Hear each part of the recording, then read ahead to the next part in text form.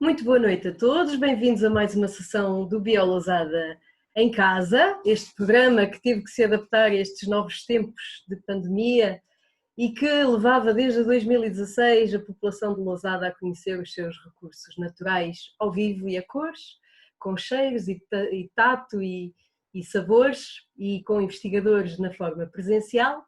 Enquanto não voltamos a esse formato, é um prazer que vocês nos recebam em vossa casa, já pela 13ª ou 14ª edição.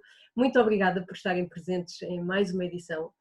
Hoje temos connosco a Sofia de Santa Maria, que é uma estudante ainda da licenciatura em Biologia na Universidade de Aveiro, mas que está a fazer investigação em comunicação de ciência neste muito interessante projeto que se chama Cooperminho, que ela nos vai apresentar, mas que visa essencialmente valorizar os recursos piscícolas e fluviais, numa ligação também de comunicação com os pescadores na região do Rio Minho, se não estou em erro. Esta sessão vai funcionar como todas as anteriores, mas para quem está connosco pela primeira vez, depois de apresentada a Sofia e de dadas as boas-vindas, a Sofia vai fazer a sua apresentação. Pedi a quem tivesse questões ou comentários, pode fazê-lo a qualquer momento, por forma escrita, no bate-papo, que há de estar no rodapé da vossa plataforma Zoom, bate-papo ou chat em inglês. Podem escrever a qualquer altura e sempre que possível ou que seja viável eu interromperei a Sofia e farei essas mesmas questões. Mas no final teremos a oportunidade de fazer perguntas e respostas de uma forma mais imediata.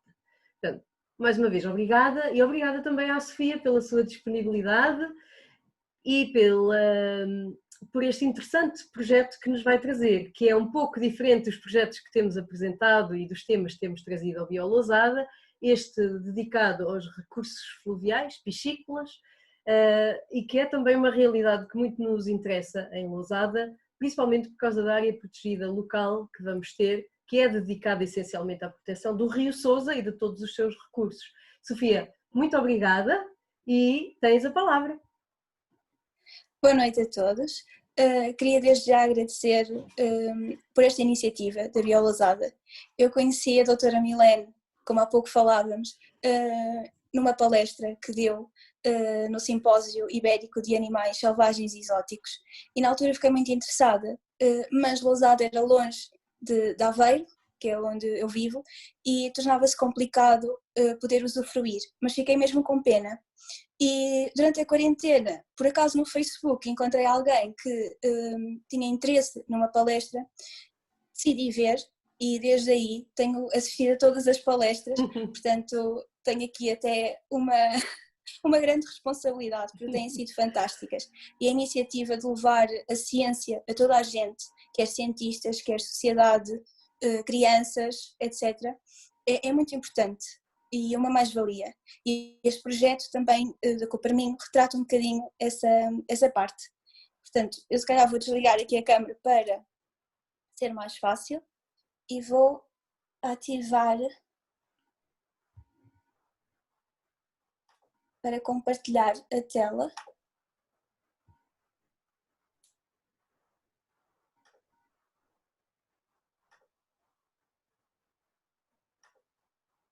Só perguntar aqui se toda a gente está a conseguir ver o ecrã da Sofia.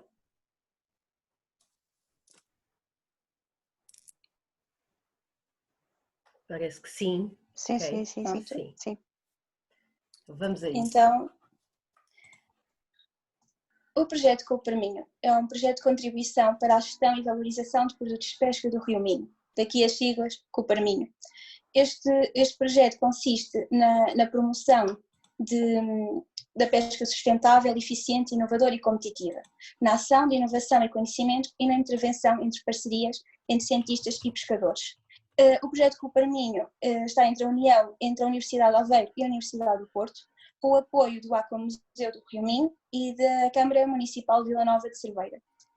Portanto, o Rio Minho nasce na Galiza e vem desaguar a norte de Caminha, faz fronteira entre Portugal e Espanha. Atualmente o Rio Minho está poluído, mas já foi considerado o melhor sítio para a pesca de Portugal e da Península Ibérica, portanto Portugal e Espanha. Em 2015 foi iniciado o processo de candidatura do estuário do Rio Minho à paisagem cultural da Unesco. O Rio Minho tem uma grande biodiversidade. Eu vou apresentar alguns animais, isto é uma amostra do que existe lá. Por exemplo, em termos mamíferos, temos a lontra, que é um mamífero que está em regressão a nível europeu, mas encontramos nestas águas um pequeno refúgio. Muitas vezes os cientistas chegam aos locais e não encontram estes animais todos. Era ótimo, mas não acontece. Então existem indícios indiretos. Isto é, muitas vezes vemos pegadas ou os excrementos, os cocós, e assim conseguimos perceber se estes animais estão ou não naqueles locais. Por exemplo, os cocós são muito importantes, por exemplo, análises genéticas. E nós encontramos, numa das nossas visitas a Vila Nova de Cerveira, um cocó de raposa. Também existem vários répteis e anfíbios, por exemplo, o sapo parteiro, que tem este nome porque o macho carrega os ovos, e os alunos, sempre que eu mostro este slide, eles ficam encantadíssimos com a salamandra lusitana devido às suas cores. Amantes de aves deslocam-se ao Rio Minho para observar, por exemplo, o fazão do mongol ou o pato real. Mas o nosso interesse enquanto Coparminho foi mais nos peixes, na biodiversidade piscícola. Os peixes, muitos dos que eu tenho aqui na imagem, são diádromos. Estas palavras assim um bocadinho mais estranhas, eu vou tentar esclarecer ao máximo. Caso haja dúvida, também temos sempre as questões no final. Os peixes diádromos caracterizam-se por serem os peixes migradores obrigatórios. O que é que isto quer dizer? Eles, para completar o seu ciclo de vida, têm que fazer migrações. Por exemplo, do mar para o rio ou do rio para o mar. Mas quais serão as diferenças? Então, dentro dos peixes diádromos, temos as espécies catádromas. Estes nomes assim continuam a ser complicados. Então, o que é que faz, por exemplo, um peixe catádromo? Ele nasce no mar, desloca-se para o rio onde se alimenta e cresce e volta ao mar para se reproduzir. Já os peixes anádromos fazem o oposto. Portanto, nascem no rio, deslocam-se para o mar, onde vão alimentar e crescer, e voltam ao rio para a reprodução. Estas espécies, como podem imaginar, têm que fazer longos trajetos, por vezes não são tão facilitados assim. Com as barragens, a poluição, torna-se complicado estes peixes conseguirem continuar o seu ciclo de vida. Como o título indica, nós vamos falar muito sobre a lampreia. A lampreia é aquele peixe muito estranho e peculiar. Ele tem esta boca circular, com os dentes cônicos, e ele fixa-se aos peixes e tem uma língua rasgadora. Ela rasga a pele do animal e suga os fluidos. É conhecido como peixe vampiro, por causa dos vampiros também consumirem sangue.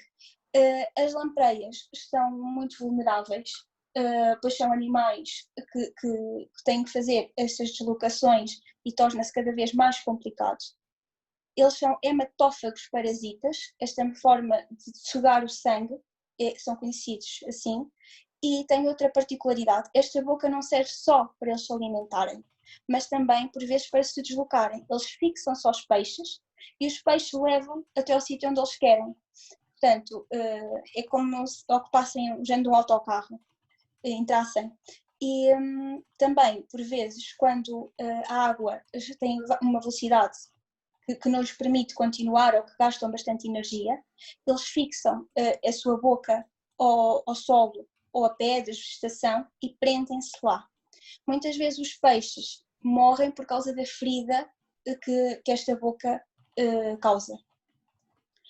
A lampreia é anádroma, isto é, nasce, por exemplo, no Rio Minho, vai até ao mar, onde tem a sua vida, portanto, alimenta-se e cresce. A partir do momento que há a época da reprodução, a lampreia deixa de se alimentar e volta para o rio, onde larga os seus ovos. A partir do momento que larga, ela morre, porque não se alimentava. Portanto, para os filhos nascer elas morrem e ficam amareladas, como podemos ver na imagem da esquerda. Há uma diferença entre a imagem da direita e a imagem da esquerda, mesmo por esta razão. Os órgãos começam a atrofiar devido à falta de alimento e elas acabam mesmo por morrer. Portanto, há aqui um período em que os pescadores têm que ter as lampreias, não as vão apanhar já neste estado amarelado e assim. As utilizações da lampreia, o famoso arroz de lampreia, que é muito turístico naquela zona e pude observar turistas e os próprios pescadores e até as pessoas da restauração que diziam a lampreia da França é uma lampreia amarelada, aquilo não vale nada. A lampreia do Minho é que é a verdadeira lampreia e tem, até os alunos têm essa ideia da nossa lampreia que é boa e nós também queremos acreditar que sim.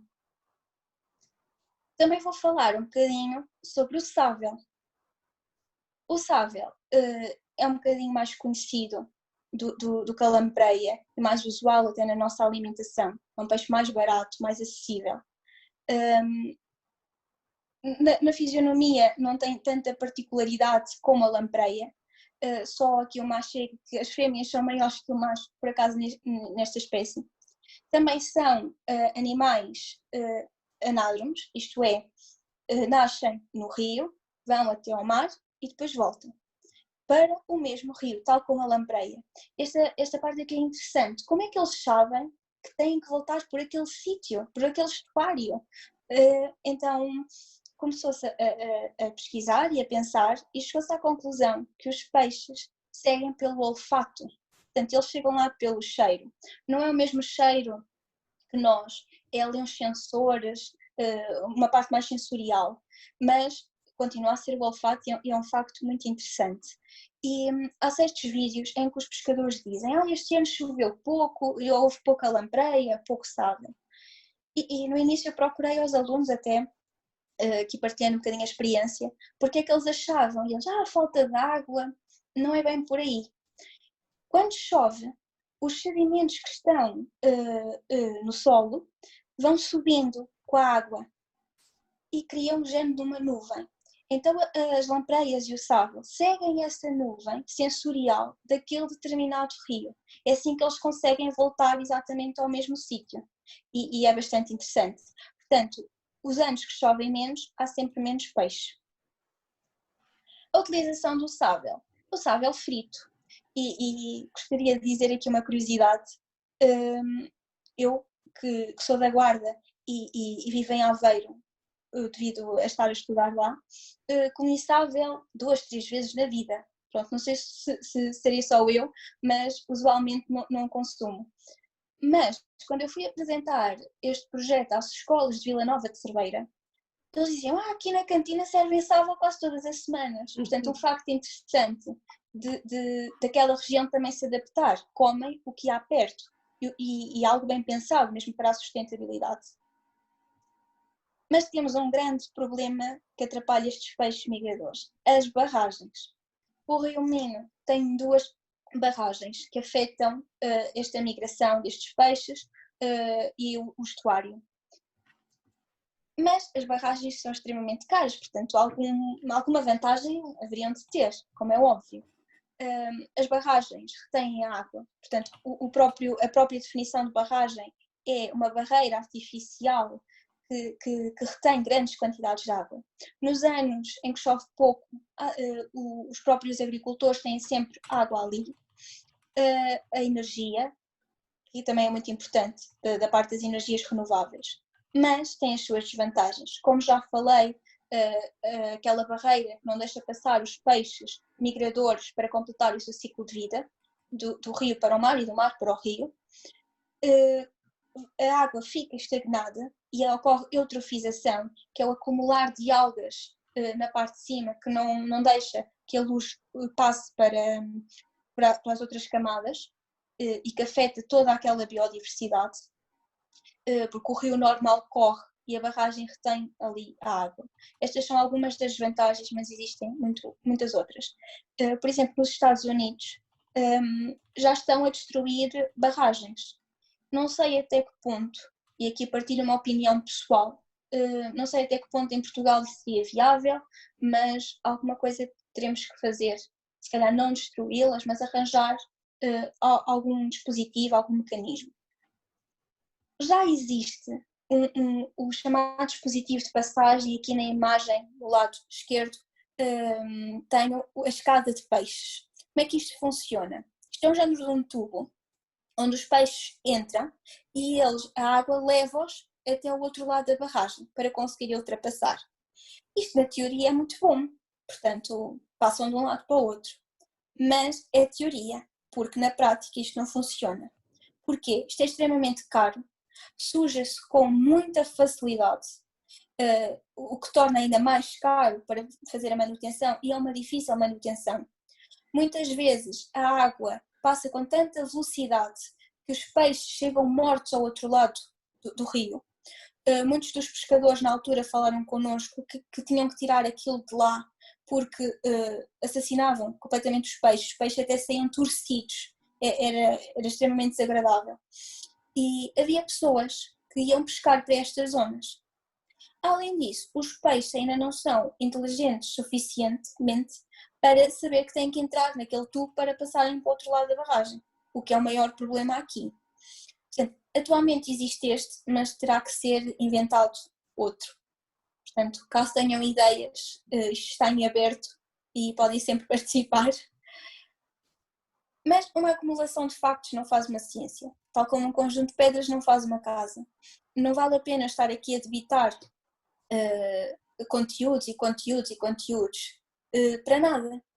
Temos que os aplicar na prática e essa é a parte interessante da ciência, é ver aquilo que pesquisamos, as soluções que encontramos na realidade. O que é que acontece? Porque é que pesquisamos alguma coisa e qual é que é o impacto disso na população? Portanto, o projeto Coperninho tem vários objetivos, como por exemplo, valorizar os recursos piscícolas do Rio Minho e património sociocultural associado junto dos consumidores, em particular a lampreia e o sábio. Eu aqui tenho a imagem da lampreia, mas estou a incluir os dois. Implementar boas práticas junto dos profissionais envolvidos na atividade. Os pescadores têm sido nossos aliados. Não vale a pena estar a fazer ciência quando depois não é posta em prática. Portanto, ou nos aliamos às pessoas que realmente estão no campo e conseguem ter algum impacto positivo, porque o nosso impacto normalmente tem uma curta duração e eles conseguem perpetuar essa positividade. Portanto, são tão importantes para nós e aqui um enorme agradecimento para eles, que têm nos ajudado e participado em todas as atividades. E distribuir os rendimentos dos agentes envolvidos na atividade pescatória de forma justa. O pescador e o restaurante e o próprio consumidor. E promover a sustentabilidade dos recursos explorados. Temos que perpetuar estas espécies. Muitas vezes acontece a pesca ilegal e os próprios pescadores certificados dizem que há pescadores que vão lá e não obedecem e pescam imensas lampreias ou deixam algumas mortas. Portanto, tem que haver aqui um género de um regulamento, de uma gestão. Mas o que é que nós queríamos dos pescadores? Porque é que nós fomos falar com eles? Por causa do conhecimento ecológico local. Isto é um nome muito pomposo, isto quer dizer apenas conhecimento popular, nós conhecemos assim estas palavras. Transmite geração em geração e é baseado na imitação e na experiência. Portanto, eles transmitem de pais para filhos. Existem famílias de pescadores, toda a gente ali é pescador, ou praticamente toda a gente. E a experiência, eles tentaram uma certa altura, não havia lampreias, tentaram outra, até que perceberam qual era a altura que existiam mais lampreias, qual era a altura que as lampreias estavam melhores.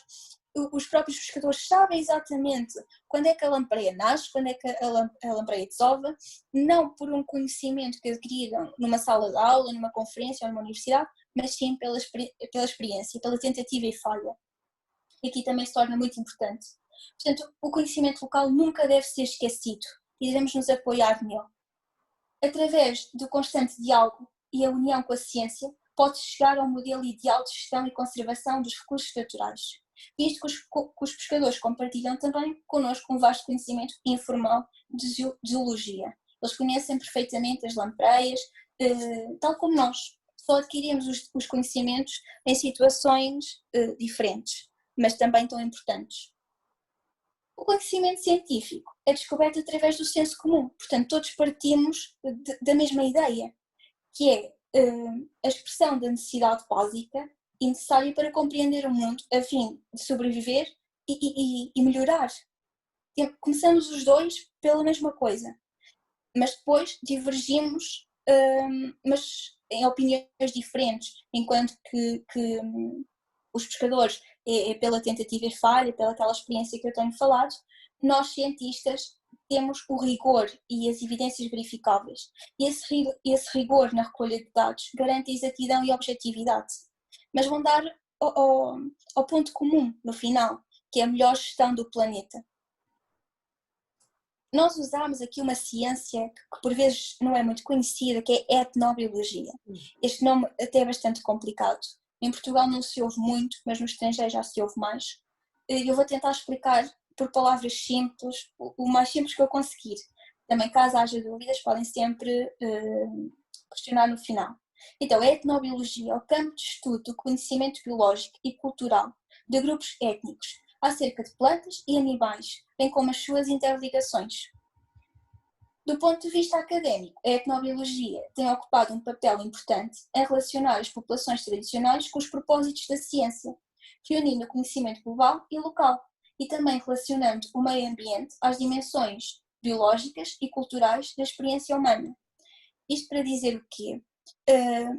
Havia certas, e eu vivi isto, quando tínhamos dores de barriga, a nossa avó dizia-nos sempre: este chá faz-te bem, ou então quando tínhamos dores de cabeça, isto também te faz bem, aquelas coisinhas naturais. Eles adquiriram este conhecimento de geração em geração e foi por tentativa e falha, foram experimentando. E nós cientistas cabe-nos perceber porque é que aquele chá específico é para a nossa dor de barriga, qual é que é aqui o mecanismo biológico. E é muito importante pegarmos nos conhecimentos ancestrais para os conseguir entender hoje em dia, ajudando sempre e aliando à ciência. E aqui é etnoecologia. Particularmente a etnoecologia é entendida como um campo do conhecimento que apresenta uma abordagem interdisciplinar e tem como intuito pesquisar como as comunidades humanas entendem a natureza através do sistema de crenças, conjunto de práticas e o conhecimento aos sistemas cognitivos dessas populações. Portanto, temos aqui o corpus, o conhecimento, as práticas, as crenças e a transmissão cultural. Esta parte aqui é muito, muito, muito, muito importante.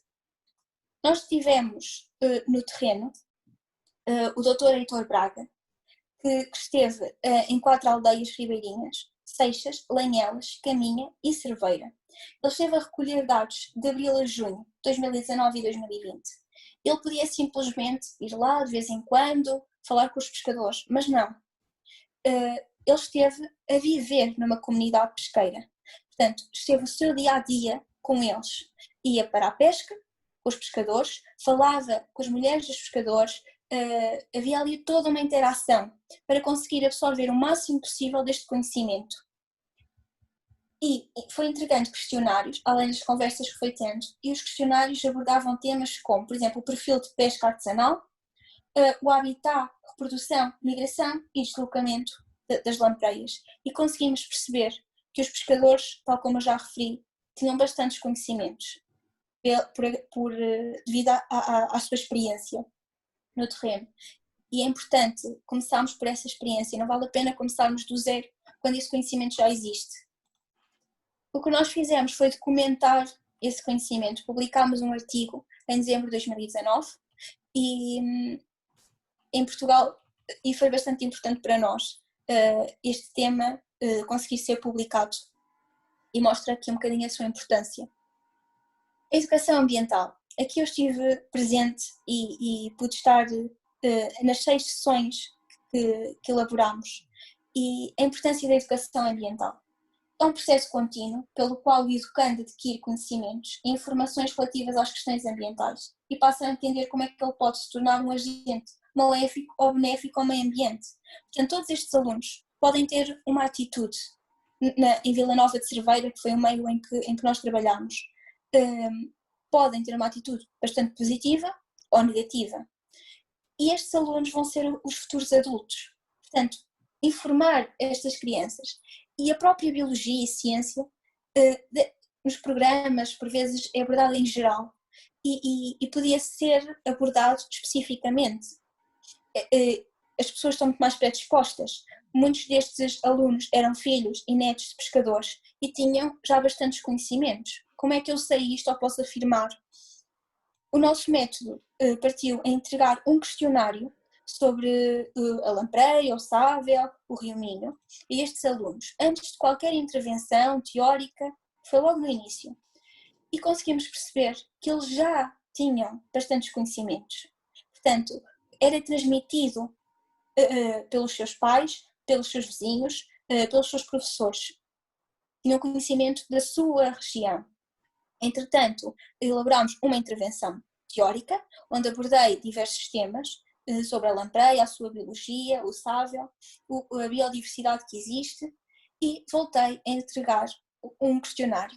Este questionário permitiu-nos saber se esta intervenção tinha tido algum impacto positivo. E após analisar os resultados, conseguimos ver que os alunos têm muito mais informação sobre a lampreia do que o sável, apesar de o consumirem mais, visto que a lampreia também é mais cara, e a lampreia tem aquela fisionomia engraçada, portanto leva a que as pessoas tenham mais em atenção. Conhecem também a barragem e os problemas que as barragens têm, mas desconhecem totalmente os dispositivos de passagem. É um tema que não é abordado nem nos manuais escolares e suponho que não seja abordado em conversas familiares, seria estranho se assim fosse. Portanto, eles desconheciam tal conceito e nós conseguimos perceber isso. E o próprio conceito não ficou muito bem cimentado. Tinham algumas dúvidas se isto era benéfico, se não era, como é que isto era feito, como é que este tubo estava ali. Mas penso que à medida que o tempo passa, pode ser que essa informação também seja colmatada. Nós já estamos a fazer estas intervenções nas escolas, no agrupamento de escolas da Nova de Cerveira, há 2 anos. Portanto, já temos vários alunos que têm estes conhecimentos e que se interessam. Mas também quisemos, além das intervenções teóricas, fazer algo prático, mas visitas de campo. Então elaboramos estes flyers com imagens para que os alunos pudessem ir para o campo e conseguissem perceber os animais que estavam a ver, identificar. Não foi possível devido à pandemia, os alunos deixaram de ter escolas, portanto não conseguimos elaborar, mas os panfletos e os flyers ficaram feitos e espero que tenhamos essa possibilidade mais tarde. Aqui temos o dos peixes, anfíbios, répteis, mamíferos, também temos da flora. Além das escolas e dos pescadores, também intervimos na comunidade. Eu pude participar no colóquio de arte pescatória no dia 30 de março de 2019. Estiveram presentes, além de cientistas, também pescadores. Eu posso vos dizer que chegámos a um ponto em que os pescadores, cientistas e comunidade já estávamos a falar, aquilo para mim deixou de ser um colóquio, já era uma conversa. Já estávamos a ter opiniões, a ver os nossos pontos de vista. E muitas vezes eu ia com a ideia, se calhar errada, mas se calhar os pescadores não vão gostar muito, agora nós cientistas chegámos lá e vamos falar. Eles foram super simpáticos, muito acessíveis, tentaram-nos explicar o ponto de vista deles, nós tentámos ver soluções, eles próprios já tinham as suas ideias para soluções, que acho muito interessante, e é devido a estas comunicações que conseguimos melhorar. E a própria comunidade estava interessada, mesmo não estando ligada a esta atividade, queriam melhorar, queriam saber mais. E os próprios pescadores conseguiram transmitir as suas preocupações e nós cientistas também. E foi muito interessante. Também vamos fazer uma intervenção na comunidade no seminário do projeto Coparminho, que é em setembro de 2020. Eu falei só aqui de 2 cientistas que estão a trabalhar neste projeto, mas existem muitos outros. E neste seminário, peço desculpa, vamos poder todos falar e mostrar o que cada um fez, tanto que este projeto não é só de uma universidade, são de 2 universidades e e outros parceiros que temos. E é importante esta união com a comunidade e a ciência e os próprios cientistas, uns com os outros. Eu penso ter esclarecido grande parte e ter transmitido a mensagem, mas queria só reforçar aqui a comunicação de ciência é muito importante. Não, como já referi, não vale a pena estarmos a fazer ciência para ninguém ou que não vá ter um impacto minimamente positivo, mas sim fazer ciência no campo, no ativo, ter essas repercussões do que nós fazemos e é muito gratificante. Gostaria de agradecer mais uma vez a oportunidade de poder transmitir aqui também um bocadinho o nosso projeto e a nossa ciência. Reforço os parabéns à Biolousada e por esta iniciativa Biolousada em Casa, que também permite esta divulgação de ciência e para que as pessoas também possam perceber o que se faz nas universidades, como podemos ajudar a sociedade e também aos meus orientadores, o professor Dr. Lissa Azeiteiro e o professor Dr. Mário Verde, que permitiram que eu pudesse colaborar neste projeto e fazer a divulgação de ciência que eu tanto gosto. Obrigada, Sofia. Estás aí? Sim, sim. Sim. Se quiseres ligar a câmara e desligar a partilha da ecrã. Okay. É importante teres destacado o papel da comunicação de ciência e como ela se pode fazer, e queria relembrar aqui a plateia, a comunicação de ciência é uma ciência por si só. Os comunicadores de ciência não são só pessoas que vão falar como sai, como apetece. Há regras, há estruturas e há procedimentos. E, Sofia, eu não estava à espera hoje de ouvir falar do Corpus Praxis Cosmos.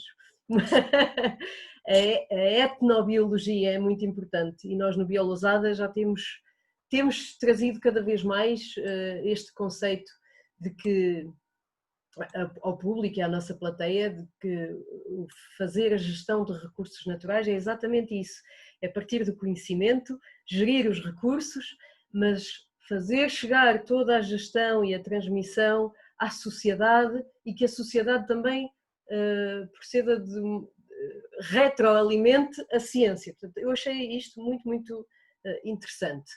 Não sei se alguém ainda não chegaram questões, mas convidava a plateia a partilhar questões se as tiver. Enquanto não chegam as questões, eu queria fazer aqui algumas que eu própria anotei aqui. Sofia, tu és da Guarda e disseste que nunca tinhas, ou poucas vezes tinhas comido sável. É verdade. Eu também sou beirã, eu sou da área de Tondela. Força Tondela! Eu nunca comi sável, ainda hoje na vida, nunca. É muito bom. Não faço ideia, nunca vi. Na minha zona o peixe é uma coisa que não é algo que se coma em casa das famílias todos os dias.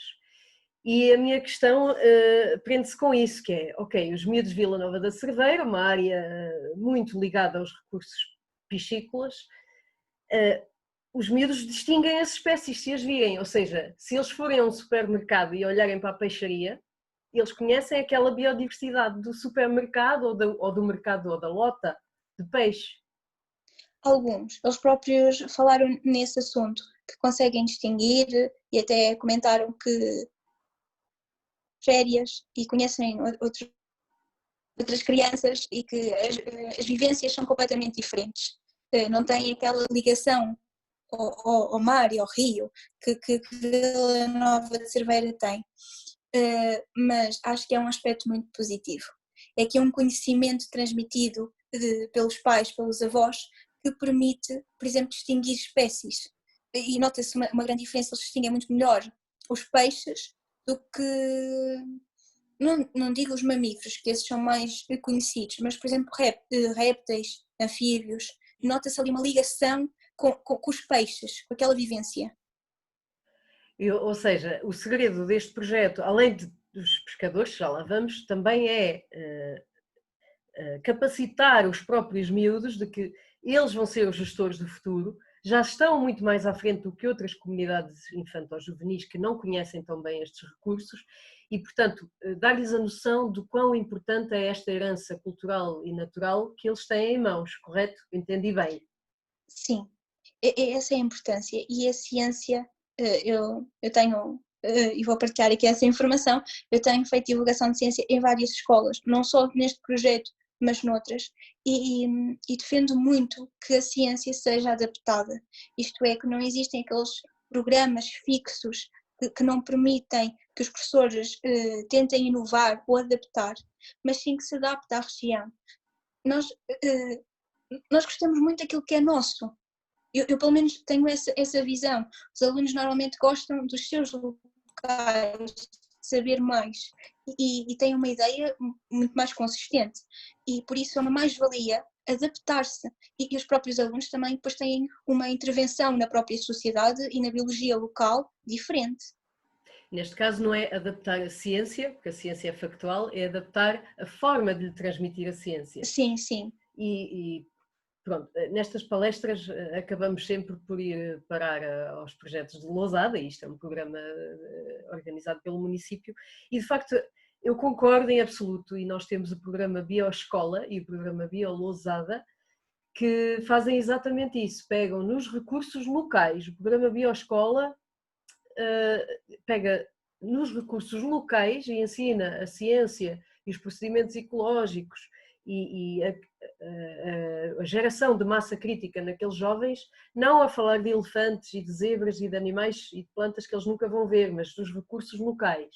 Portanto, eu acho essa abordagem super interessante, tal como o inquérito que vocês fizeram de inicial, que é um pouco óbvio, mas nem todos os projetos o fazem, porque dá muito trabalho ir às escolas e ir e obedecer a todos os requisitos legais da proteção de dados, com menores, etc. Portanto, eu valorizo muito esse trabalho e parabéns por isso.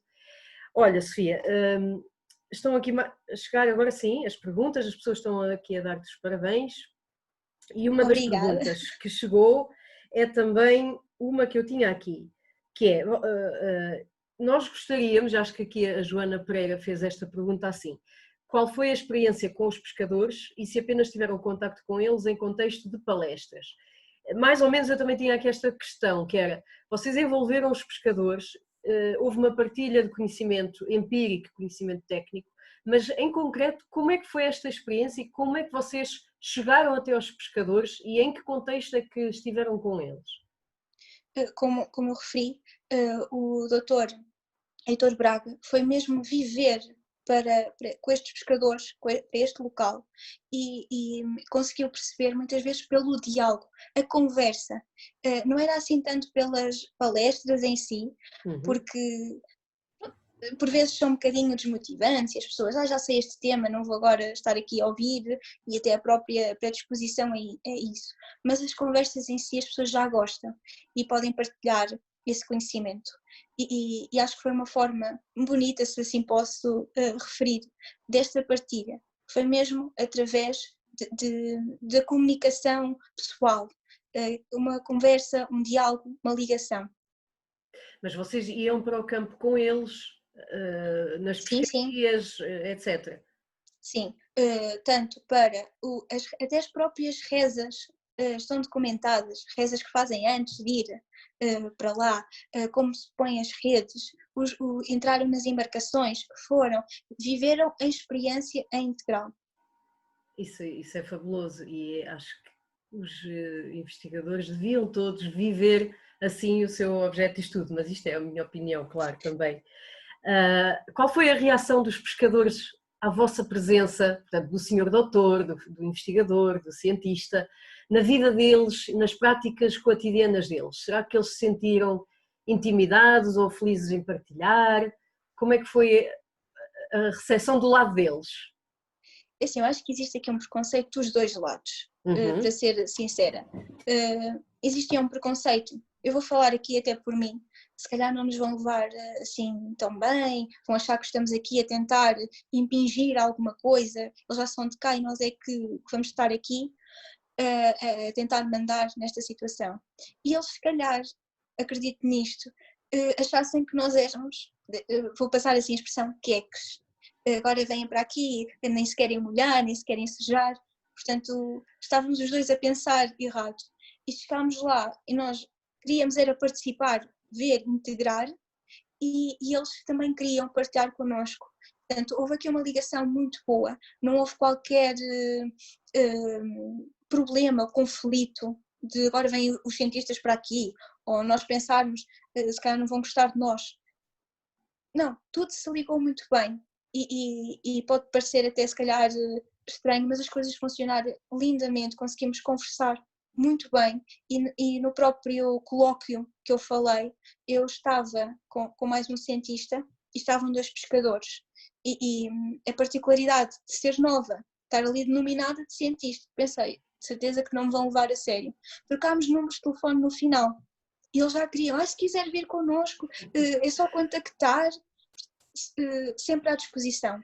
Dos pescadores temos zero a dizer de algo de mal, só bem, e também agradeço.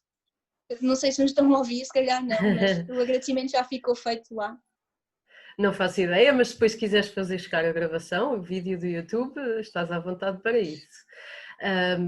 Eu concordo em absoluto, e também já no meu percurso enquanto comunicadora de ciência e em projetos deste género, não de recursos piscícolas, mas mais florestais e até agrícolas, isso acontece-nos imenso, que é ver esse preconceito mútuo, e quanto maior a nossa experiência e proximidade, maior a desconstrução desse estigma mútuo, dos tais papéis sociais.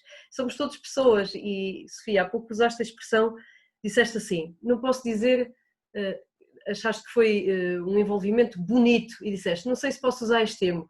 Eu acho que podes, a ciência é isto mesmo, é também a nossa emoção enquanto cientistas, neste caso a vossa, e a vivência que vos foi possível ao viver aquela realidade, interpretar muito melhor a ciência que está por detrás dela. Eu acho que bonito é realmente um adjetivo que se pode aplicar. Não publicar no artigo científico, mas nesta oralidade acho que fica muito bem. Olha, Sofia, aqui a Margarida Araújo pergunta se o projeto desenvolvido nas escolas, se se tratou de um projeto de desenvolvimento e autonomia curricular, ou como é que funcionou? Nós contactámos as escolas, o agrupamento de escolas Vila Nova de Cerveira, porque fazia sentido ser ali e não, por exemplo, a nível nacional ou noutra escola em específico. E as professoras no programa Ecoescolas aceitaram logo as nossas intervenções. Nós já fizemos 6 intervenções, portanto ocupamos até, aos alunos do 8º ano, ocupamos ali até se calhar um tempo de alguma aula, mas a escola também facultou esse tempo e estivemos sempre disponíveis. Nós abordámos as turmas todas do 8º ano, portanto ainda tivemos algumas palestras ali. E também fizemos uma palestra numa escola profissional em Vila Nova de Cerveira. E o contexto já foi diferente. Na escola profissional os alunos já tinham ideias mais fixas, sim, mais velhos, na faixa etária dos 15 aos 20, 21 anos, por volta dessa faixa etária. Enquanto que os alunos do 8º ano têm muitas questões, estão muito mais interessados. Notei uma diferença de público. Portanto, acho que o 8º ano foi mesmo ali ideal, a idade ideal para este tema. E o 8º ano é uma idade muito difícil de cativar e de envolver aquelas atenções, não é? Já agora faço uma pergunta, se fosse um grupo taxonómico mais carismático, diria eu, e, por exemplo, em vez dos peixes, se fossem as aves, será que essa diferença seria tão evidente entre essas duas faixas etárias dos jovens? Eu acho que os alunos mais novos, até ao 9º ano, têm mais interesse. Acho mais interesse por aprender em geral, sim. Mais velhos já têm ideias mais definidas e há aquela ideia de eu quero fazer isto, portanto o resto não interessa. Eu quero ser esta profissão. O que depois vão perceber na universidade que não é bem assim, está tudo interligado. Ou na sua profissão, mesmo que não vão para a universidade, a sua profissão em geral. Portanto, acho que, na minha opinião, devem ser em níveis entre o 7º e o 9º ano. adaptando assim bem, conseguimos ir ao quinto e ao sexto, mas oitavo ano acho que é mesmo o ideal. E é uma idade complicada e se calhar até ia assim um bocadinho mais receosa, mas houve liberdade. Eu na altura disse logo que podiam fazer as questões que quisessem, o tempo era para eles, podiam sempre interromper e essa vontade, eles tinham muita vontade em fazer questões e até contar as suas próprias vivências, que também tinham muito a ver com o nosso trabalho.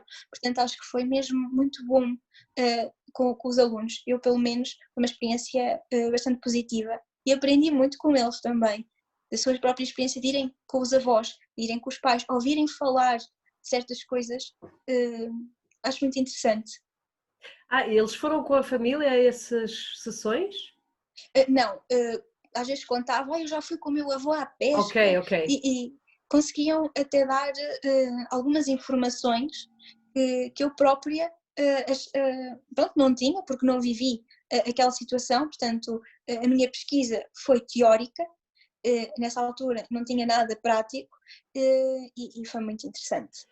Mas então, naquela região, aquela comunidade pescatória ainda faz desses procedimentos de pesca, por exemplo, uma atividade de convívio familiar, ou seja, ainda existem os avós e os pais que levam as crianças consigo. Sim. Para assistirem a estas práticas tradicionais.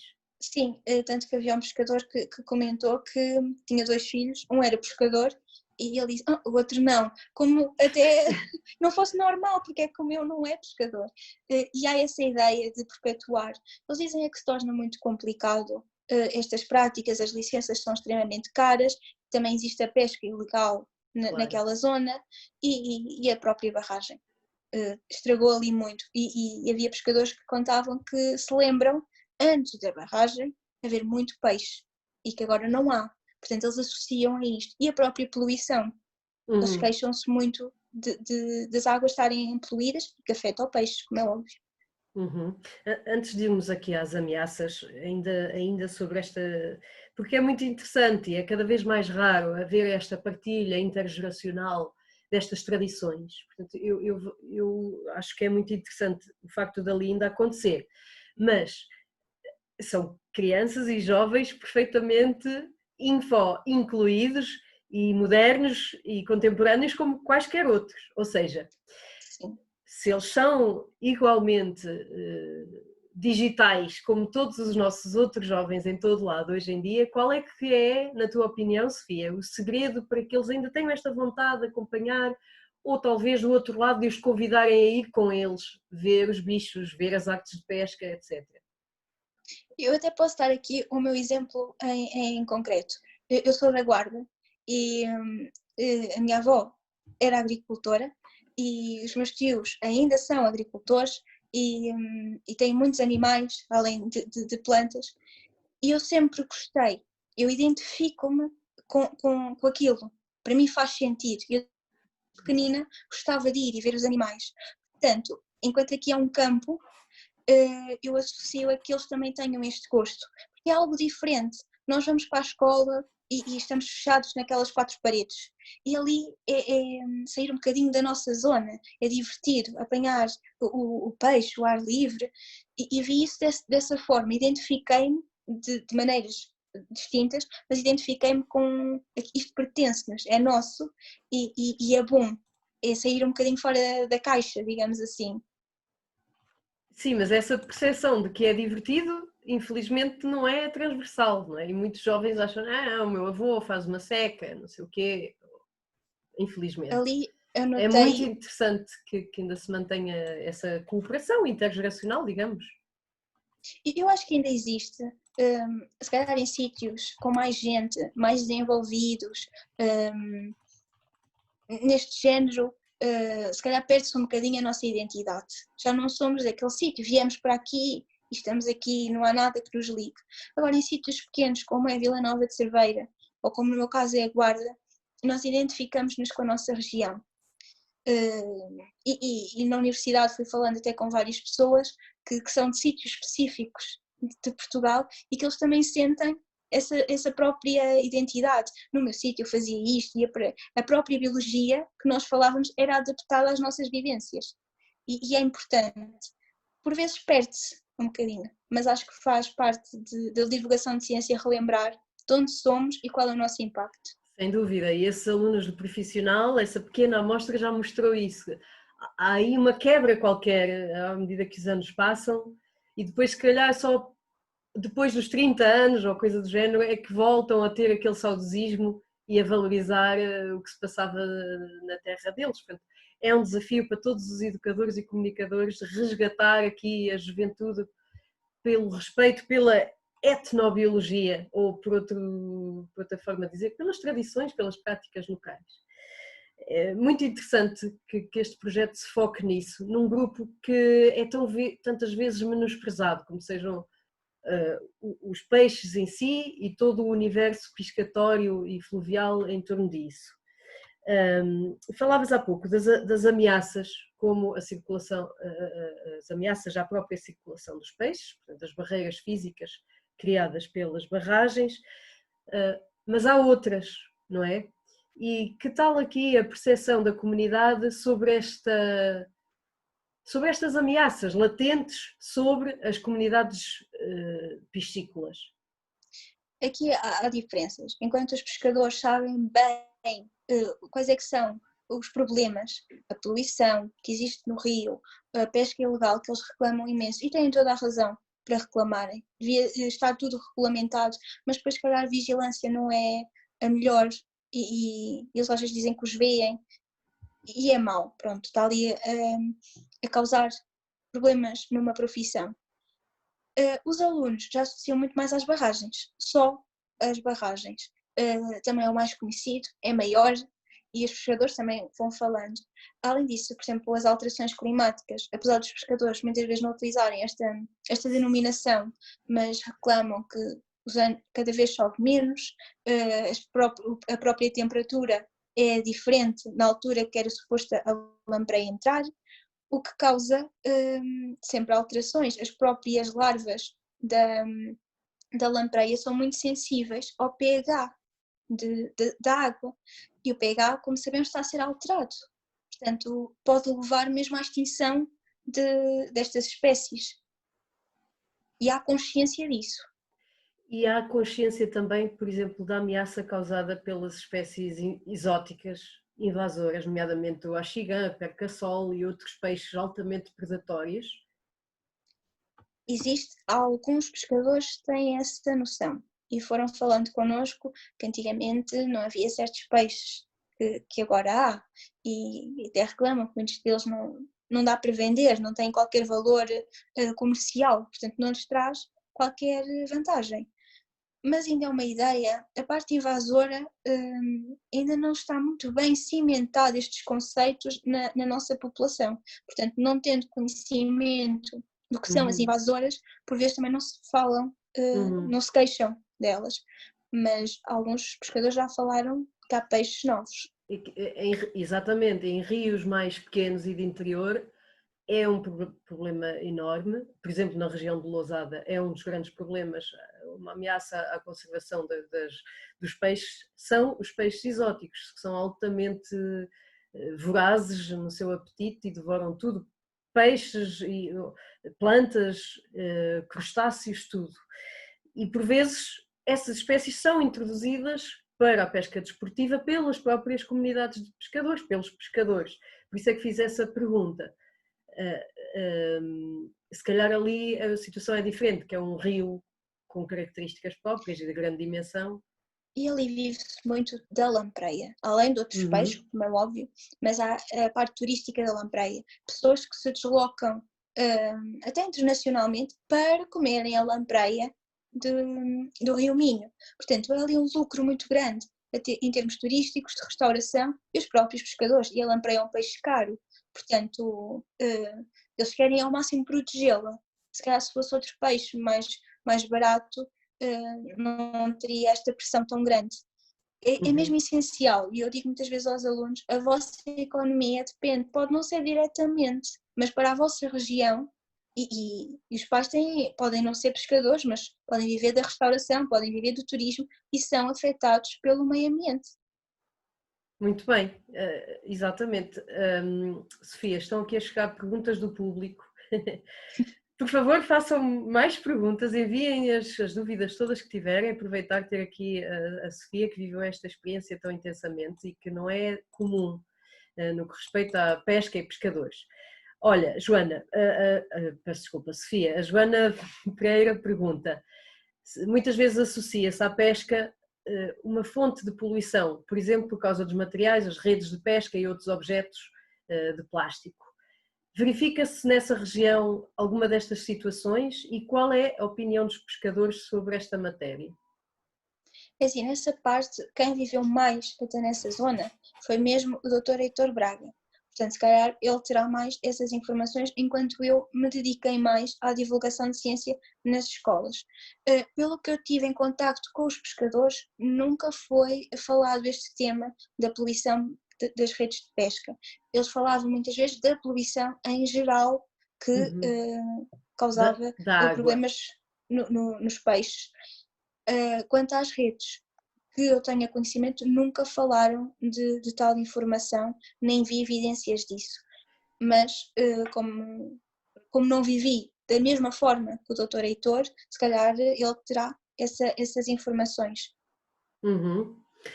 Outra questão, a Margarida Araújo pergunta, nas fases em que está suspensa a pesca da lampreia, que outro tipo de pescado é que existe e é que se pode recorrer nessa região?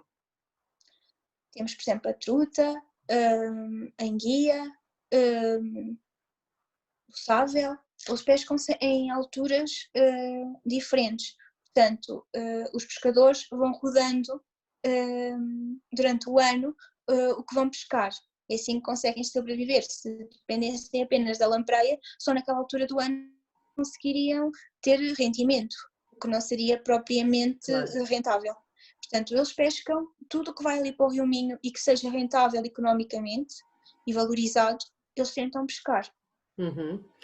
O Paulo Martins está a perguntar exatamente que espécies exóticas é que estão no Rio Minho, sabes?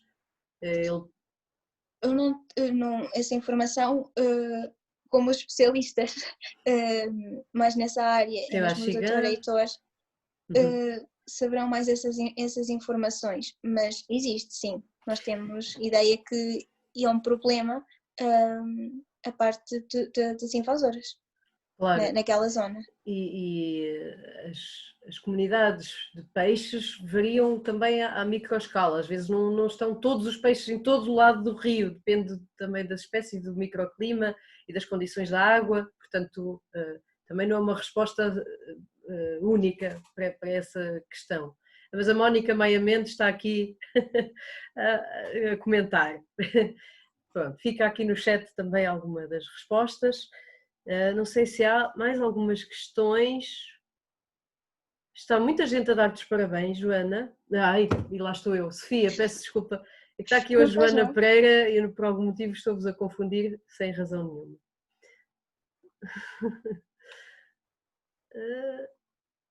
Parece que questões, acho que já as corri todas, mas tenho eu mais algumas. Nós em Lousada... espera, já lá volto. Sónia Ferreira perguntou se estes pescadores de que estás a falar se vivem só da pesca ou se têm as outras atividades económicas. Não, muitos deles vivem só da pesca. Aquela comunidade vive da pesca.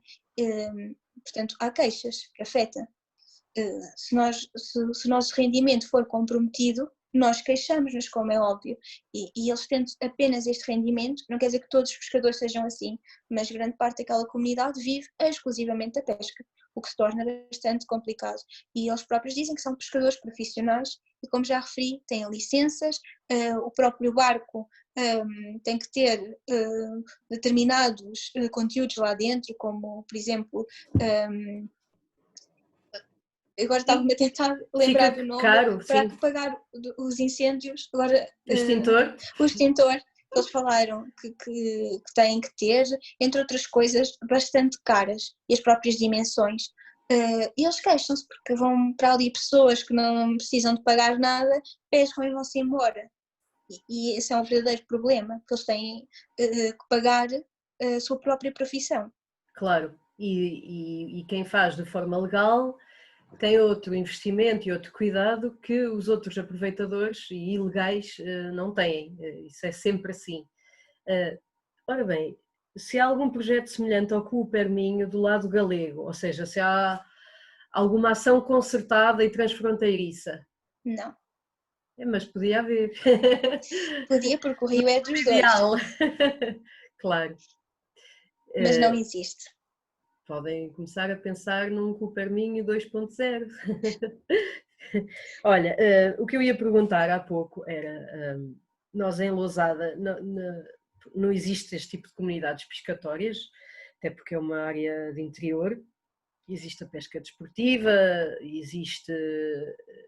mas existe uma grande ligação afetiva aos rios e às ribeiras de Lousada.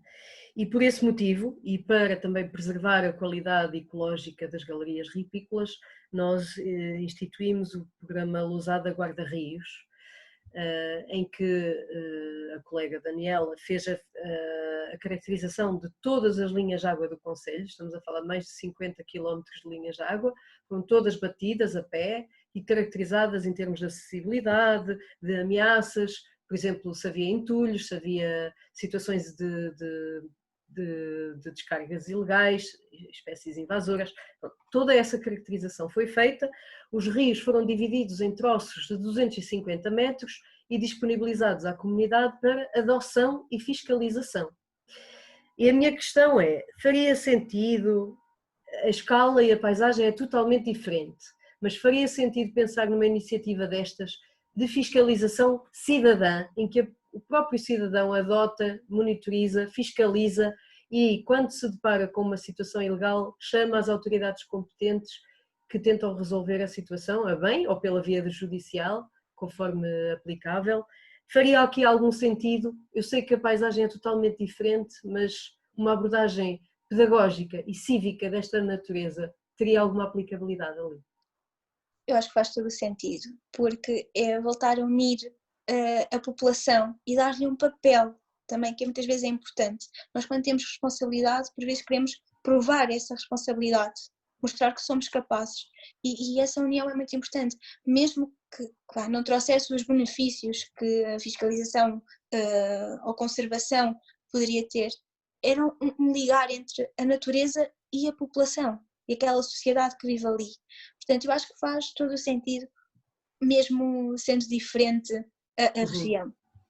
E nós também tentamos incutir aos alunos que, caso vejam alguém que não esteja a cumprir ou que esteja mesmo a pescar nos dispositivos de passagem, que devem contactar as autoridades. Têm uma responsabilidade também, porque aquele sítio também é deles. Portanto, devem conservá-lo. E isso traria, acho que, muitos benefícios. Eu concordo e é bom ter a percepção de que noutros locais também é possível. Por exemplo, o que aconteceu em Lousada foi muito interessante e está a ser ainda muito interessante.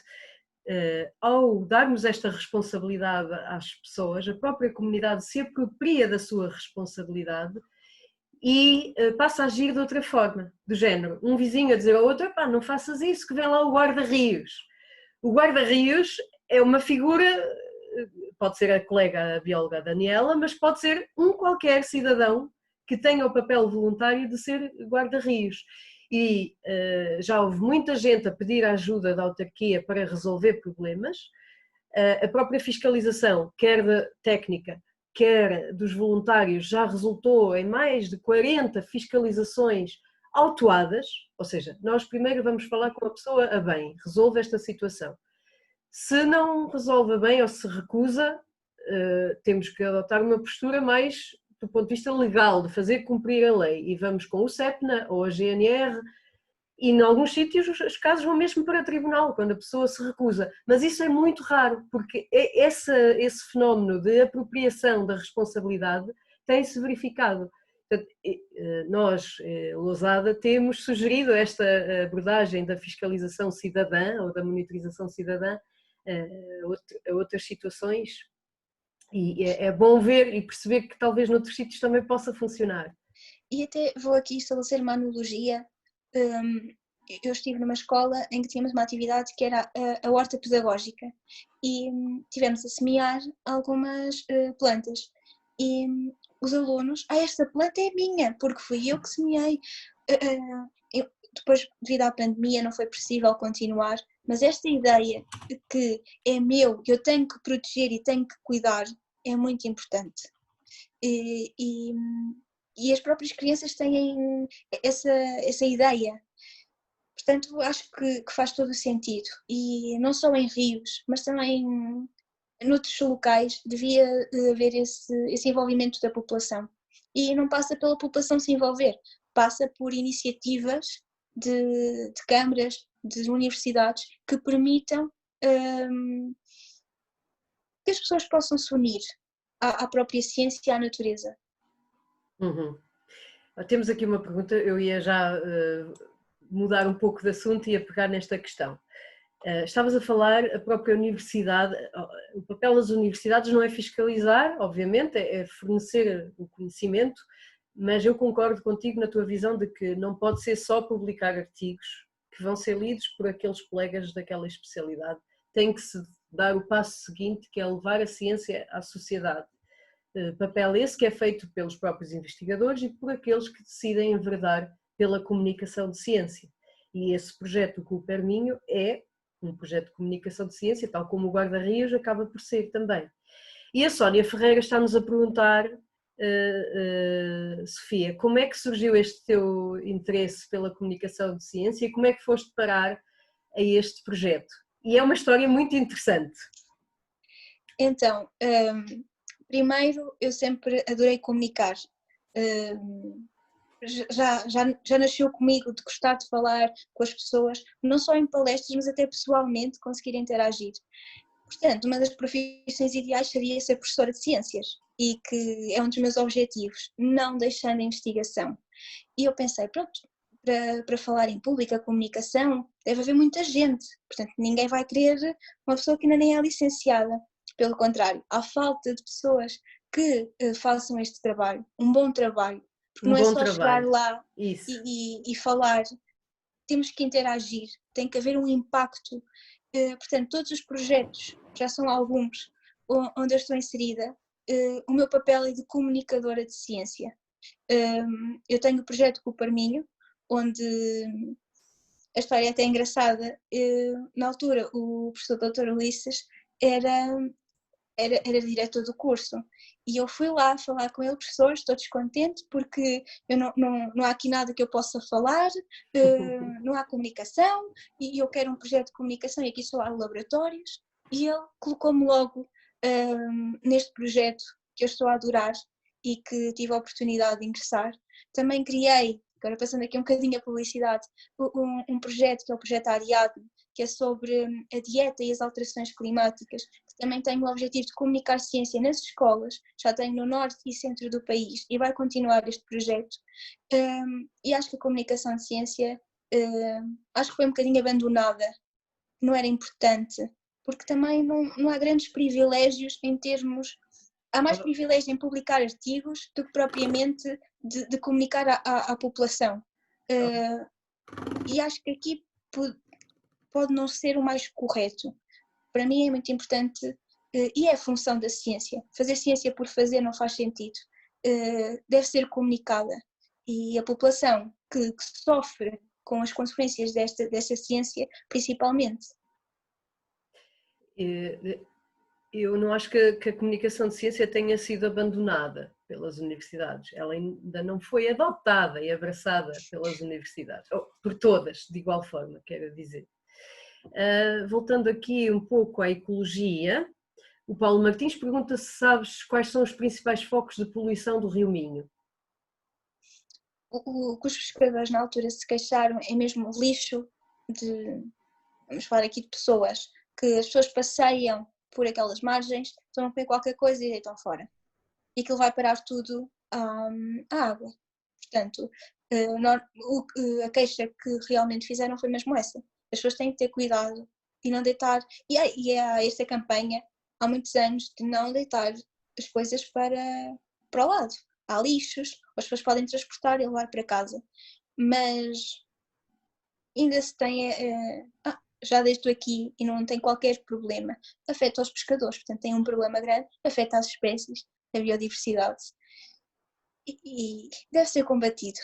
Sim, E aqui o papel também dos estudantes é muito importante, não deitar lixo. Eles, apesar de dizerem que já sabem, também não é mau voltar a relembrar. eu diria toda a gente, mesmo sem exceção. E, por exemplo, ainda hoje eu falava com colegas que estão a fazer um curso de fitofármacos e os formadores diziam que é prática comum ainda por todo o país as pessoas, por exemplo, põem um produto na agricultura ou na silvicultura, um fitofármaco qualquer, um herbicida, um, um remédio, algo para as plantas. E quando sobra produto, deitam no rio. E toda a gente faz isto com a maior das naturalidades. Ora, aquilo é um veneno altamente tóxico e que vai também acabar por entrar na nossa própria qualidade de vida e saúde física. Não sei se ali no Minho também é uma situação esta da agricultura, da silvicultura e o impacto dos seus químicos, diretos ou indiretamente, sobre a qualidade da água e das comunidades fluviais. Assim, na conversa com os pescadores, estas coisas não dão para ver, portanto são as consequências ou as análises que são feitas. Queixaram-se muito das alterações climáticas, não nesta terminologia, Claro. mas também pode ser devido ao que é colocado na água, sem dúvida alguma, visto que as larvas são extremamente sensíveis e cada vez mais estão a morrer. Portanto, alguma coisa se passa e pode partir daí, sim. Mas terem essa percepção tão óbvia é um grande... Não. Não é óbvia? Ou... Na zona estudada, não centramos que seja o nosso principal problema. Isto é, nós não conseguimos perceber se era esse o verdadeiro problema. Associamos muito, e é o que causa mais transtorno aqui, as barragens. Sem dúvida alguma, mais de qualquer outro problema. Eu ia dizer que, de certo modo, é muito bom eles terem na primeira pessoa e da vivência prática deles do dia a dia esta noção óbvia de que as comunidades ecológicas estão diferentes. Podem usar estes termos pomposos, nem têm de o fazer, mas é importante porque às vezes há a descredibilização da ciência e cada vez mais há movimentos de fake news e de descredibilização da ciência e, portanto, é importante também que esta experiência empírica defenda que não, isto é uma realidade, está a acontecer e vamos investigar as causas e vamos pegar na comunidade e envolvê-la na sua resolução.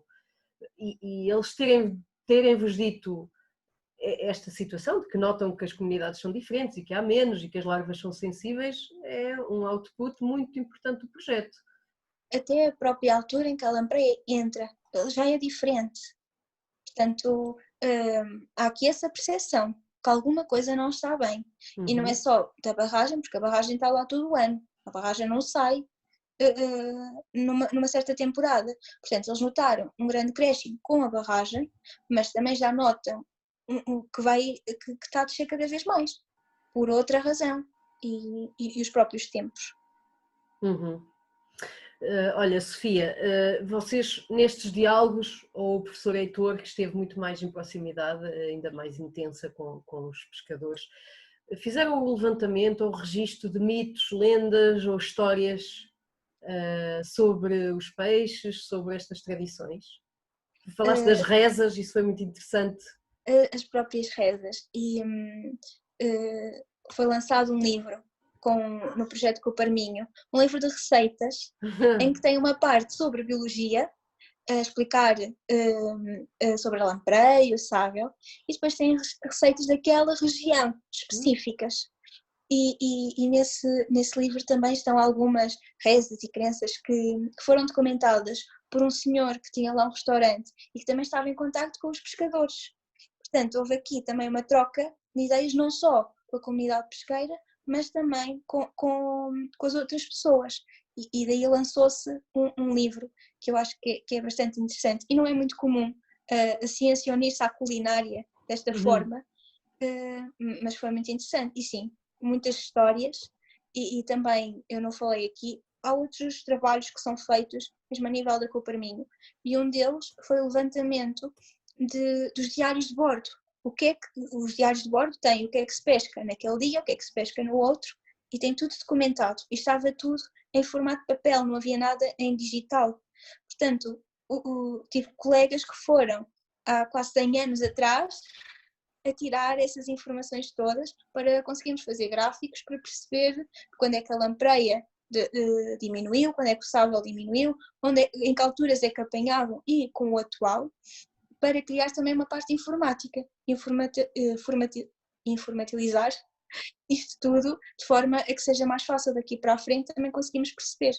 Ora, está um espólio de valor imenso e que não se vê todos os dias. Muito bom. Falta essa parte ali na comunicação, porque isso é de veras interessante. O projeto Cuperminho tem várias pessoas a trabalhar e torna-se quase impossível referir tudo, claro. Tudo, porque depois também a apresentação tem algum receio que se torna até um bocadinho cansativa, e então tento pôr o mais abordado. Claro. Mas tem diversas coisas, como por exemplo a Universidade do Porto estava a tentar, ainda está nesse processo, o projeto que para mim ainda está a durar, criar uma certificação da lampreia, isto é, a lampreia do Minho ser certificada e ser diferente da lampreia de França. Portanto, as pessoas podiam ir a um restaurante e dizer eu quero uma lampreia do Rio Minho e tinham direito ao seu certificado, tal como estão, por exemplo, certificados alguns queijos ou vinhos. Sim, de origem demarcada, como, não sei exatamente como é que é a terminologia, e aí mas isso a valorização. Mas isso seria fundamentado do ponto de vista genético? São realmente populações diferentes? Ainda está em Água Maria, ainda está essa parte, mas, por exemplo, eu acompanhei até algumas medições, por exemplo, medir as próprias das lampreias, e tem tudo a ver com a parte genética. Essa parte de investigação era mais ligada à área alimentar, não tanto à biologia. Portanto, existem várias vertentes, todos estamos a trabalhar para um bem comum, mas de forma diferente. Portanto, o projeto é tão vasto. E tão interessante, e nós aqui no Biolosada temos trazido, eu já referi esta expressão várias vezes hoje, de dizer que são espécies pouco carismáticas. Este carisma também se constrói, não é? Dos insetos, dos peixes, das serpentes, por isso nós temos investido bastante em trazer estes animais que o público em geral não acha tão, fofinhos ou tão atraentes. É um trabalho excelente e que desfaz esta ideia de que não são carismáticos, são.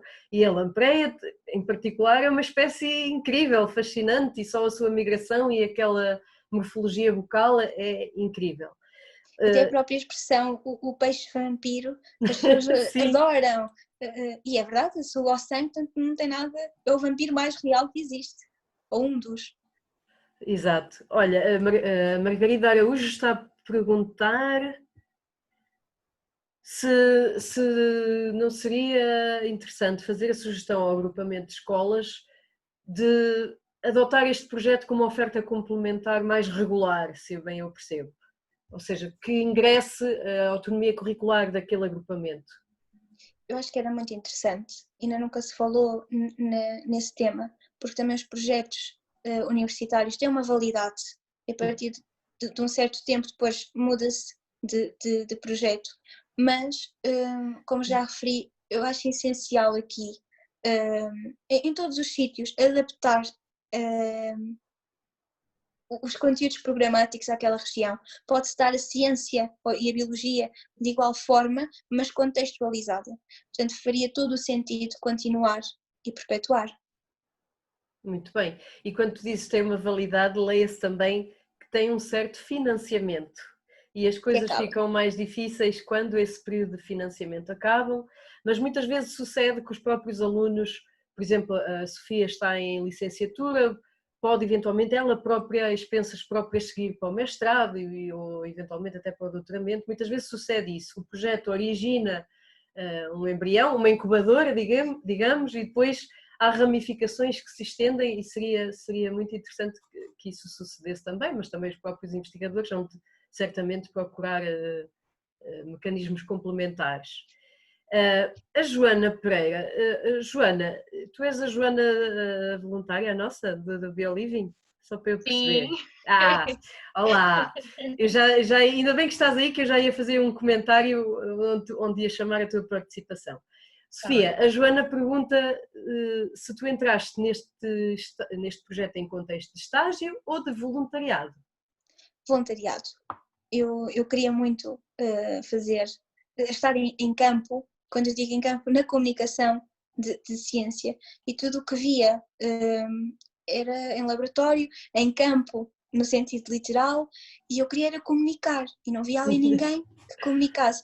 E por acaso fui fazer até uma queixa, a minha, não era queixa de ninguém, professor, eu não consigo arranjar um sítio para comunicar, eu quero comunicar, e o professor, eu tenho um projeto de aula, e até agora tenho mantido sempre nestes projetos e tento ao máximo. O meu estágio, como já referi, foi mesmo em diversas escolas, fazer divulgação de ciência de diversos temas, não apenas da Coparminho, mas de vários, eu tento adaptar sempre. Fiz do Covid-19 uma adaptação, até na parte digital, e eu defendo muito essa importância de envolver principalmente o público juvenil, que é o público que acho que tenho mais jeito e que gosto mais, mas também gosto do público em geral. Muito bem, a Joana está-se a rir, eu já vou explicar porque é que ela se está a rir.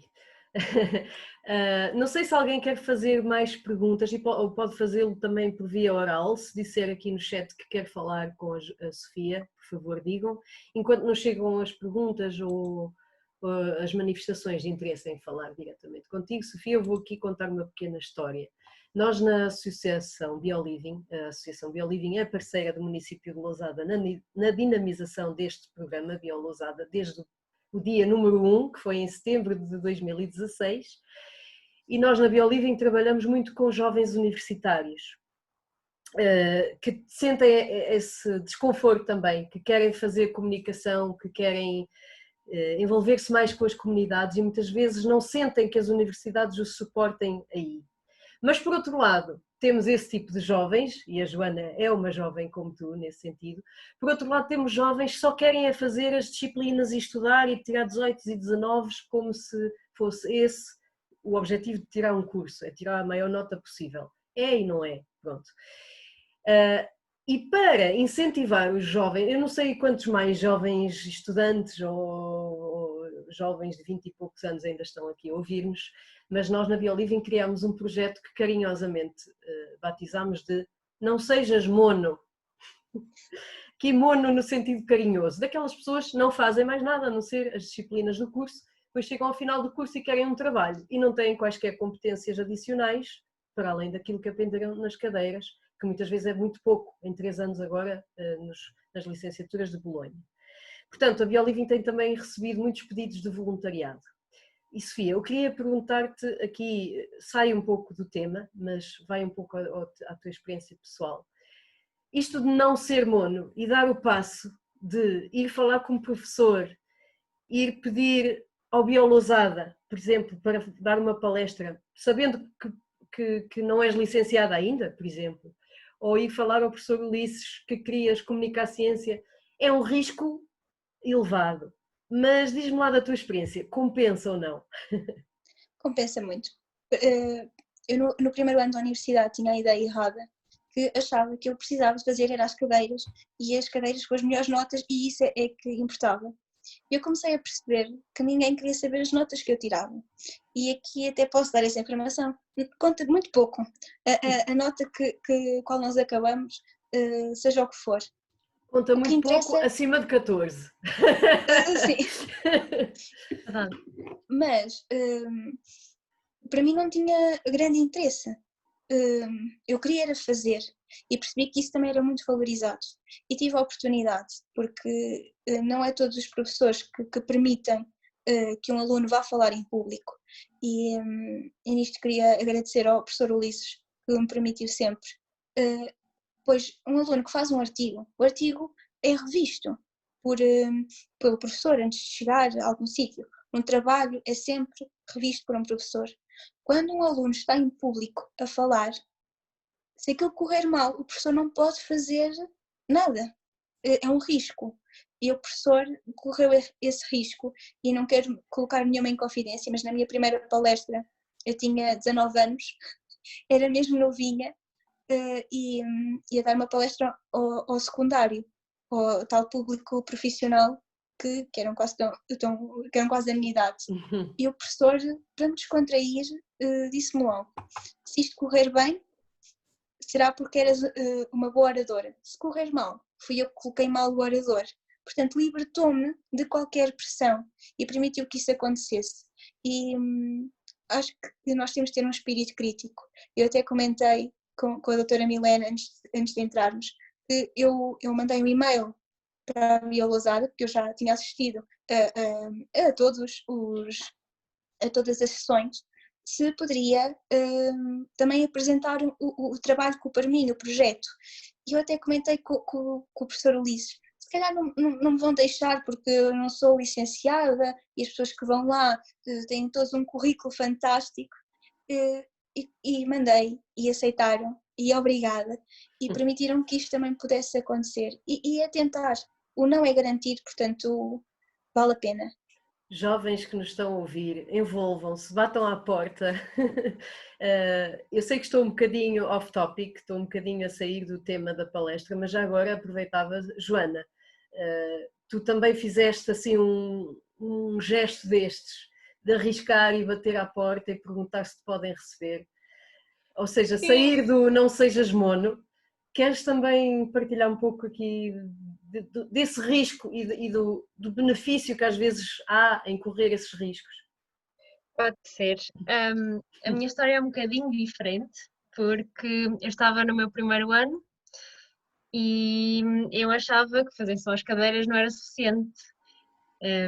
E para uma pessoa que quer campo, é um bocadinho como a Sofia disse na Universidade de Aveiro. Apesar de ser muito prática em campo, também tem mais laboratório.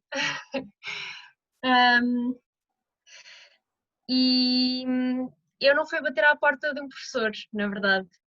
Eu fui reclamar com um político. Porque foi num jantar, enfim, não interessa, e eles estavam a usar uns materiais descartáveis, aqueles copinhos de café, e eu fui bom, dar a minha opinião, dizer que aquilo não podia ser assim e que eles tinham de mostrar o exemplo e não sei o quê, e conversámos um bocadinho sobre vários tópicos, sobre poluição, sobre plantas invasoras e tudo mais. E a partir daí eles depois chamaram para os ir ajudar a tomar algumas medidas, a dar um bocadinho, como é que se diz, de conselhos.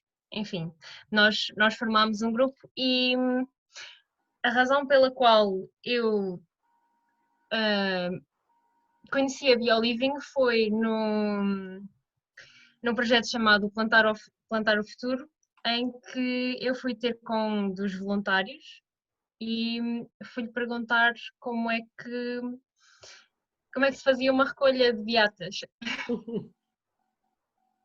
E a partir daí fui entrando nos voluntariados e fui várias vezes e fui aprendendo mas tanta coisa. E eu vejo, em comparação aos meus colegas, que às vezes tenho um bocadinho o trabalho facilitado nas cadeiras, porque aprendemos na prática aquilo que damos à teórica e o curso não é suficiente. Obrigada, Joana, por esse testemunho tão sincero, mas é mesmo isso, é muito importante e é tão interessante ver estes jovens sair só daquele universo académico e envolver-se em outras coisas, seja na sua freguesia, seja com associações, seja como a Sofia, que não encontrou a sua paixão tão direta de poder comunicar e foi atrás dessa oportunidade. Sofia, o que tu estavas a dizer, eu não sei se me vão deixar porque eu não sou licenciada, isso iria contra o que nós defendemos de, por exemplo, valorizar o conhecimento dos pescadores, dos caçadores, dos agricultores, etc., que muitas vezes são pessoas formadas, mas não importa, são pessoas que têm a sua bagagem de conhecimento, o seu conhecimento prático e a experiência tradicional e empírica. Então, seria um contrassenso por uma pessoa não ter determinado título, não a envolver e não a partilhar. Nós acho que temos todos a aprender uns com os outros e de certeza que partilhas essa opinião face à experiência do projeto da Coperminho.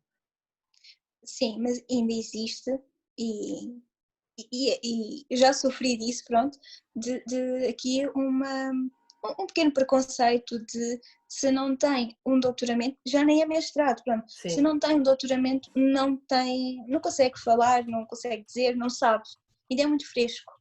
E por vezes também temos que ter a oportunidade de poder expressar aquilo que nós queremos e poder ganhar experiência para quando chegarmos ao doutoramento também já irmos com alguma bagagem e já conseguimos fazer grandes coisas.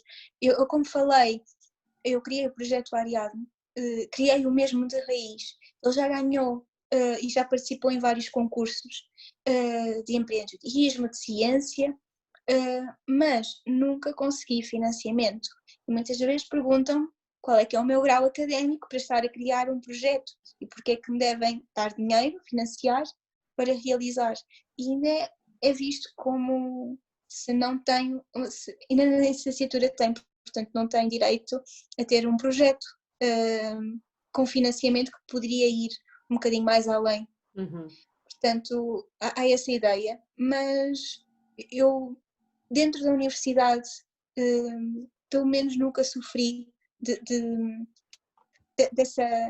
nos tentarem fechar. Até os professores querem que nós participemos. Existem vários projetos que aceitam alunos e é importante. E até iniciativas que querem que os alunos possam estagiar nesses locais.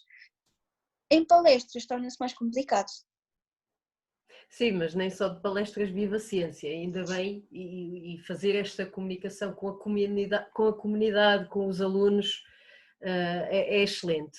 A Sónia está a dizer, tinha o participativo jovem em Lousada, o orçamento participativo jovem em Lousada, exatamente, e sobre esses financiamentos, depois se calhar também podemos falar, Sofia, depois desta sessão. Ora bem, não tenho aqui mais perguntas em carteira, não sei se mais alguém quer falar por via áudio ou colocar alguma questão por escrito à Sofia. Aparentemente não. Eu queria dizer, Sofia, aqui está uma. Já não vou dizer nada, só digo depois ao fim. É um pouco também fora de tópico, não sei quem é esta pessoa, que tem o número a identificação da marca do telemóvel. Porque é que decidiste estudar na Universidade de Aveiro? Isto agora parece uma entrevista, Sofia, já estamos fora do projeto. Mas isto é muito bom, e até vou fazer aqui uma parte.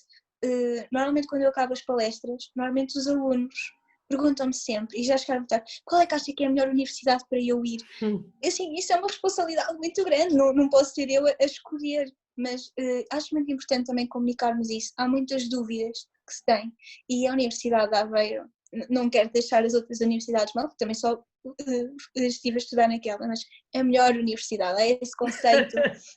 Nós alunos, é um orgulho estar lá. Temos professores fantásticos que nos ajudam imenso. Temos o Ecomar, que também permite muitos voluntariados, muitos estágios. O Ecomar é um centro de reabilitação tem aves, tem mamíferos, relacionados com a parte do mar, onde ganhamos imensa experiência. Tem muitos laboratórios, sempre com investigações, e é muito conhecido pela parte do campo. Muitos dos investigadores estão relacionados com alguma taxonomia, portanto dá aqui para toda a gente. Eu fui para a Universidade de Aveiro porque eu andei a pesquisar muito, li muito e notei que havia, pelos alunos da Universidade de Aveiro, aqui um orgulho de ser daquela universidade e eu gostei muito e não estou nada arrependida, e tanto que eu quero continuar lá. Ok. Eu também sou formada na Universidade de Aveiro, mas vou-me abster de comentar porque tenho muito respeito também pelas outras e eu acho que é uma decisão que depende um pouco da área profissional que se quer seguir. Algumas universidades são melhores numas áreas, mas piores noutras e vice-versa, mas sem dúvida a universidade tem essa componente, a de Aveiro, de campo, para quem era da área da biologia, que é muito interessante. A de Aveiro tem ainda a vantagem de ter a Associação BioLiving logo ali à mão, que recebe muitos jovens também nesta formação extracurricular, que é tão importante. Sim, e a Fábrica de Ciência Viva também apoia muitos estudantes e tem lá muita gente. Sim, ora bem, não queria dispersar muito neste tópico, estão aqui mas eu acho que já nos estão a chegar perguntas mais, portanto, se calhar eu vou começar a finalizar esta sessão. Sofia, queria dar os parabéns, queria agradecer, queria dizer-te que não deixes de continuar com esse entusiasmo e de bater às portas que tu achas que deves bater, porque acho que todos aqui concordamos, podes ainda não ser licenciada, isso resolve-se, mas não é um impedimento claramente à tua competência e à transmissão daquilo que é importante, e certamente aquelas comunidades nas quais trabalhaste também com certeza que valorizam isso e que beneficiam disso, e também a comunidade académica beneficia por ter um mediador que traga também os conhecimentos da sociedade para a ciência e vice-versa. Não havendo mais questões, resta-me então agradecer, dizer a todos, já sabem que esta comunicação vai estar disponível em breve no YouTube e depois podem partilhar com quem vocês achem que tenha interesse em ver esta sessão. Não sei se queres adicionar mais algum comentário, alguma questão, Sofia? Eu queria agradecer mais uma vez por ser possível e nesta iniciativa que eu já estava a participar e que gostava tanto e via tanta gente aqui com tantos feitos, e poder estar aqui também é bastante importante.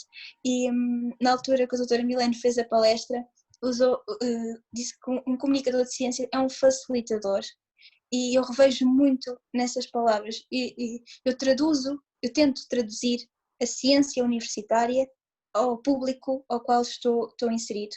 Portanto, gosto muito da comunicação de ciência e espero continuar neste meio. Vai ter que ser.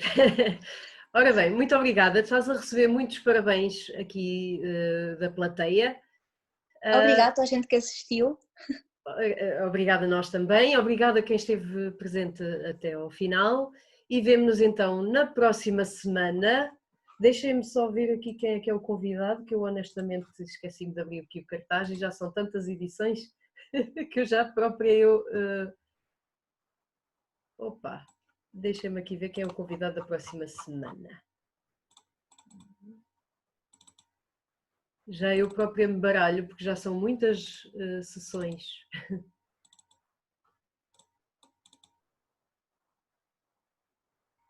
Exatamente, teremos o Carlos Pacheco, que é especialista em aves de rapina. Portanto, ele vai nos falar de todo o tipo de aves de rapina, inclusive as necrófagas, que não são uma realidade, uma ocorrência comum em todas as zonas do país, portanto será com certeza fascinante ouvi-lo também. Portanto, a quem estiver cá na próxima semana, espero que nos possamos voltar a ver daqui a uma semana. Sofia, muito obrigada por este serão. Obrigada eu. E despeço-me então de toda a gente e até daqui a 8 dias. Boa noite. Boa noite.